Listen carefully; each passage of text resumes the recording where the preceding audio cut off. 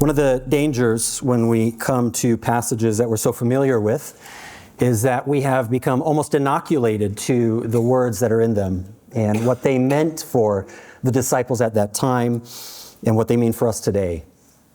In John chapter 14, in the span of one single dinner, one single meal, Jesus has gotten on his knees in John chapter 13 and washed his disciples' feet as if he were a mere household slave. He has announced that one of the 12, someone close enough to share bread with, is about to betray him. And now that person, Judas, has gone out into the night. And in John's gospel, that's just not a detail of the timing. That is wording for us to catch, to know that darkness is now on the move. Jesus told them, I will be with you only a little longer, and where I am going, you cannot come. When they hear this, they hear, the one that I have left everything for to follow is now going to leave us. Peter, the strongest voice in the room, promised to lay down his life for Jesus. And Jesus has questioned his love in front of everyone, saying, will you really lay down your life for me? Very truly, I tell you, before the rooster crows, you will disown me 3 times. All in chapter 13, all in one meal. Their fellowship is fractured, and their expectations, after marching into Jerusalem on Palm Sunday, are collapsing in a meal. So it's into that wreckage and their collapsing of hope that Jesus gives these words. Don't let your hearts be troubled, though. You believe in God. Believe in me also. Jesus isn't giving a superficial, just calm down. The storm will pass. The word translated trouble conjures up this image of the inner life churned like a ship in the storm of deep waters, shaken, thrown into confusion. He knows this won't pass, at least not soon. His cheek is still wet from Judas's kiss. And he knows the fire is already hot in the courtyard for the warming, comfortable presence of Peter to give his last denial. The catastrophe is not only coming, it's here. And yet, there's a profound difference in the heart that Jesus wants to calm and settle between a ship caught in a storm and a ship that has surrendered its helm to the storm. These words are some of the most powerful demonstrations of shepherding leadership that Jesus gives us. And yet we have often flattened them into something they're not. It's not a pull yourself together, and it's not the spiritual equivalent of just smile. Jesus does not shame his disciples for feeling this chaos in a genuinely chaotic moment. He sees the churning water in their souls, and then he calls them not to pretend that the surface is still, but to find an anchor that holds deeper than where this storm is going to reach in their lives. You believe in God? Then believe in me also. We often think of this as a call to believe that Jesus exists. They don't need to believe that Jesus exists. They can see the dirt under his fingernails. This command isn't to believe that he exists, but to trust in him, trust in his identity, especially in the storm. He's saying the same covenant-keeping trust you give to the God of Abraham, Isaac, and Jacob, give that to me. He's placing himself where God is, putting himself on par with the Father. In the same way that you trust the invisible God of Israel, who parted the storm of a literal Red Sea before your forefathers, before your ancestors, and fed them in the desert. That same unshakable trust, give it to me in the storm. He calls them to believe in him because he's the only one also in the room that won't become a victim of the coming storm. Judas is a slave to his greed. Peter is a slave to his fear. But Jesus will continue to be, even when it doesn't look like it, Lord and Master over all. He's Lord over this moment. He's the only one walking into Good Friday by choice. And that storm is real. But the man inside the boat with them in the storm is even more real. And Jesus invites us to shift from looking at the waves to looking at the one who commands the waves. My Father's house has many rooms. If it were not so, I wouldn't have told you. And where I go, I prepare a place for you. I might be leaving. You might not see me, but I am at work. I am busy. I am not absent doing nothing. Now, if your imagination has been shaped by the King James Version of this passage, what you heard was, I go to prepare a mansion for you. We think of heavenly suburbs and golden lawns and a place to finally escape the neighbors or the in-laws that you just don't want to live next to. That's not what Jesus is saying. The word here actually is more a dwelling place, an abode, a room in the Father's house. It's a place of permanent belonging with the Father. What makes it even richer is that the same words appear later in this chapter when he says that he and the Father will come and make their home with you. The movement goes both ways. You get a room in the Father's house, and the presence of the Father and the Son take up residence in you. It's not language of a future luxury, but of a belonging so complete that it runs in both directions. With you today in a future permanent home next to the presence of the Father. In John's Gospel, the deeper meaning too, also what they heard in those words is that the Father's house was the temple. It echoes this. Earlier in John chapter 2, Jesus calls the temple my Father's house. It was the presence where God's people came to meet with him, where sinners came and made sacrifice, where they came to pray, and where Israel came looking for mercy and then went home. But Jesus is saying something greater. He isn't opening the doors of a sacred building. He is bringing you into the Father's presence, into his own abode to stay permanently. We're not a visitor passing through or a stranger standing at a distance. As a son or daughter that now has a room prepared for them with their name above the door, always to be with him. What's beautiful about this is that he is not saying this to disciples who are about to live their finest hour, right? They're spiritual giants about to prove themselves. Jesus says this to disciples who are confused. They're frightened. They're scared. If they're not, they will be. And within hours, they will abandon him and they're going to scatter. How comforting to know Jesus says these words, despite knowing Peter is going to deny him. That Thomas will doubt him. Philip still will not understand. And Jesus says to them, my Father's house has many rooms, and I go to prepare a place for you. Which means, thankfully, the promise isn't for those who have earned their place. It's for troubled disciples who are being held by the faithfulness of Christ. He isn't preparing a private estate for spiritual achievers. He's making room in the Father's house for fearful disciples. And how many times have we walked into here with this ugly suspicion, I just don't quite belong here? And not just in a church, like in a family, in the story of God and his people. The lie from Satan that says there might be room for everyone else, but not for you or someone like you. Jesus' words rebuke that voice. And he speaks to Peter knowing what Peter is about to do and says, Peter, I go to prepare a place for you. The word of Christ does not forgive you and leave you on the front porch. He opens the door, he takes his disciples by hand, and he brings them inside. You know the way to the place where I am going. Thomas is still trying to keep up. And so he puts his hand up, interrupts in the middle of it in this conversation. He says, Lord, we don't know where you're going, so how can we even know the way to get there? Thomas is like, just give us a map. Give us a route. If we know the destination, we can figure out the directions. We'll Google map it. But we don't know where you're going. How do we get there? He's saying what everyone else in the room is thinking. And I think this makes sense for us. This is so us in these moments. When I am in the middle of chaos, I just need to feel that there's a plan. I just need to know there's a plan, Lord.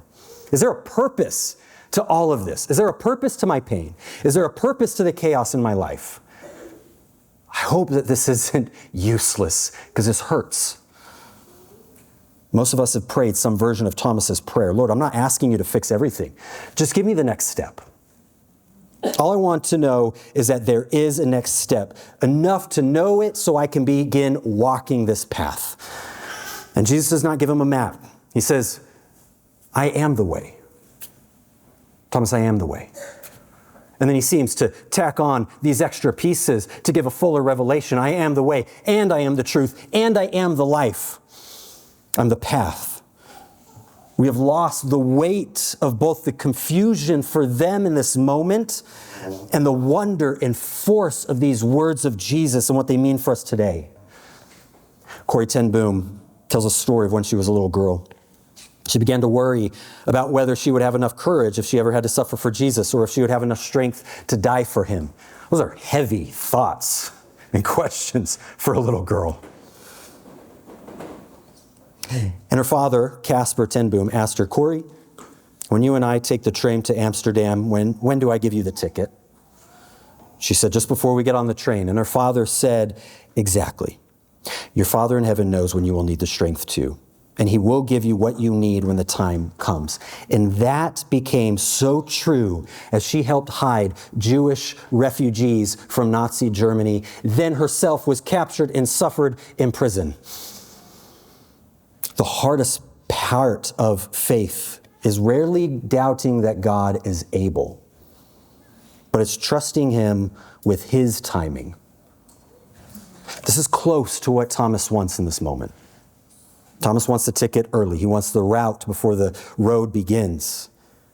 And we understand that. We often want the grace for the hospital room before we ever enter into it, or the situation of suffering, or whatever it might be. And Jesus instead does not give him a map. He gives him himself. I am the way.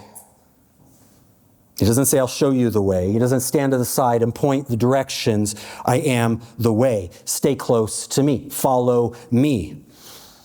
He himself is the road and the guide to the Father. To ears now shaped by Israel's story in Scripture. It has fingerprints all over it of their story. Israel stood at the Red Sea with Pharaoh behind them and water in front of them. And what they needed wasn't personal guidance. They needed God to act, to make a way through the storm, the literal waters, and be the way where there was no way. And God opened up the sea. He brought his people from death encroaching to life, and then went before them in the wilderness as a pillar of cloud by day and fire by night. They didn't know the route. Instead, they took his hand and they were led for 40 years, not because they had a map, but because they had his presence becoming the way, saying, follow me. Jesus is the way. He fills up the story as well. He is the truth. He is the Torah, and he is the life. He is the life from the beginning that John 1 was telling his people. In the beginning, he gave life to creation, and he will be for them the resurrection life that he is pointing to, that he is about to accomplish on this cross. Later, when Israel was in exile, far from home and wondering whether there could ever be a road back, Isaiah reaches back to the same Exodus story and hope for them in that moment that says, prepare the way for the Lord. And later, I am making a way in the wilderness, streams in the wasteland. Two different moments, Exodus and Isaiah, with one unbroken promise that God himself will come and lead his people home. Not that he would send a mere prophet or send instructions. The promise was that God himself would come and lead his people and bring about a new exodus. And so Jesus gathers up this Red Sea, the wilderness, the pillar of cloud and fire, and the road home from exile passages, and says, that was all me. This has all been pointing to me. I am the presence of God leading you out of slavery. I am the road through death into life. I am the way home from exile. I am the one that brings you to the Father. No one comes to the Father except through me. If you really know me, you know the Father as well. Jesus isn't one spiritual guru among many. And he isn't even one religious path for those who just happen to prefer Christianity or who live in the West. He's saying that access to the Father, access to the kingdom's eternal resurrection life comes through him. And we all need to hear and be reminded of the exclusivity claim of Jesus. And we also need to hear it in the posture that Jesus gave it. Contrary to what many think, he's not being unloving. And he doesn't give these words to followers who later will use them as a weapon in political fights or with religious pride. He says it in the upper room on the night of his betrayal to frightened disciples whose world is falling apart, with the servant's towel still wet from washing their feet. And that towel changes how we hear these words.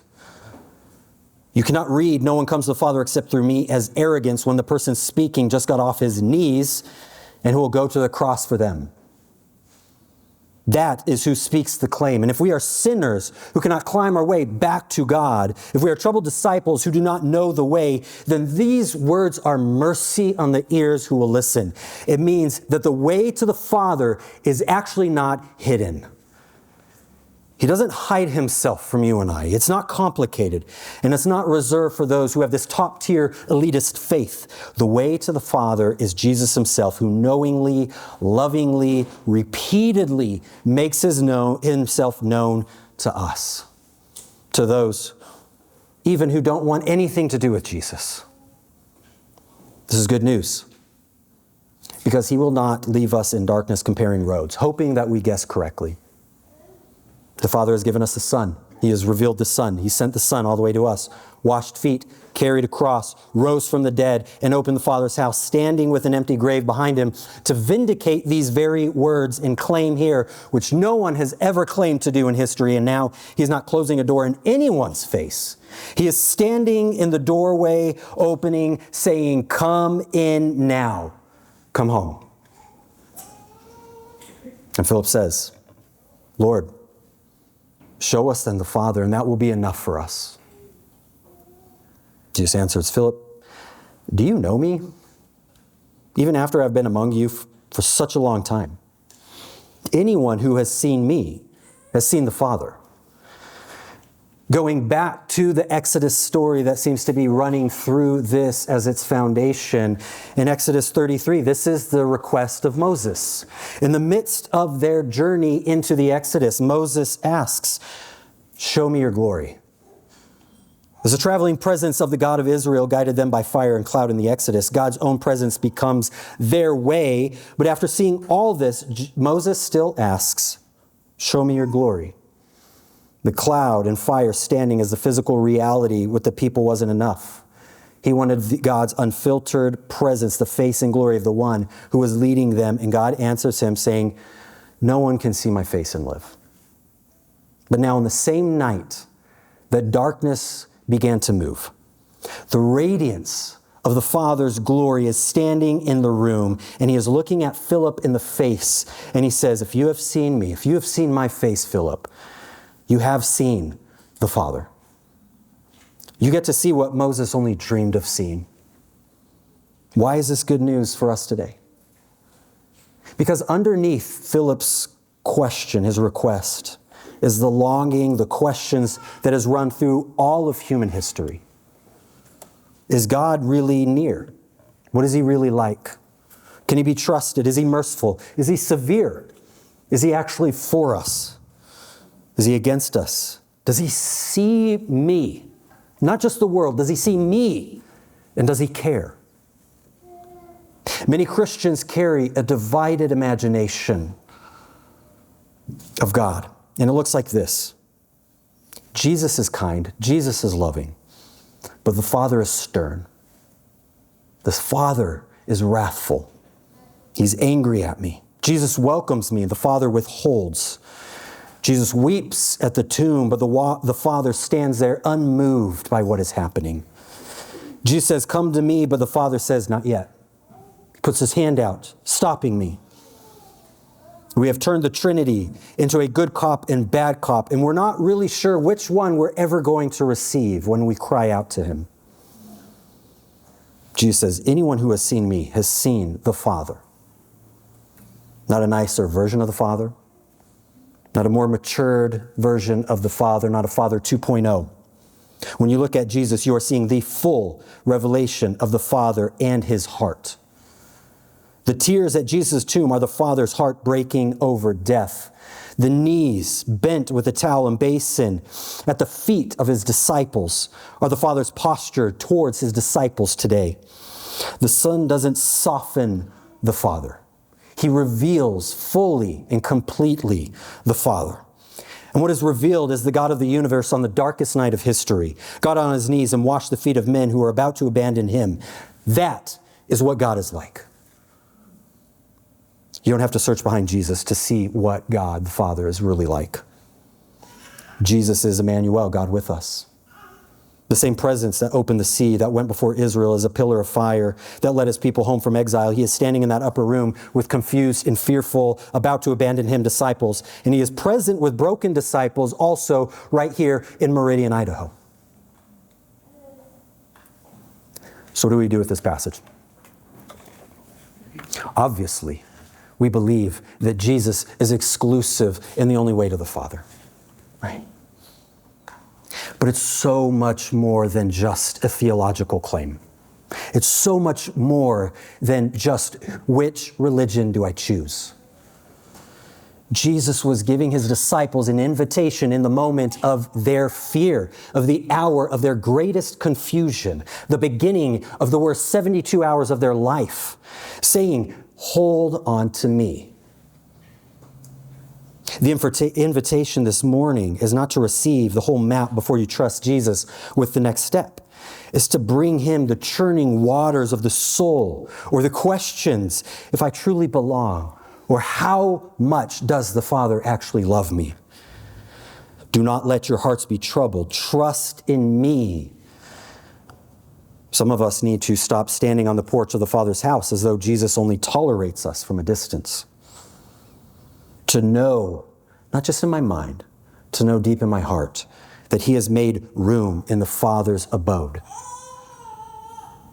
Some need to stop searching behind Jesus for a different version of God, wondering whether he actually loves you like he loved the disciples, as if he loves his children, his creation, on different tiers.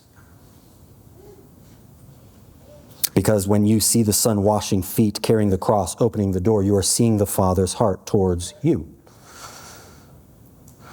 What I want to do is I want to take a moment of silence for us, that whatever the Lord might be putting on your heart, that you would be able to bring that to him in prayer. Let's do that now.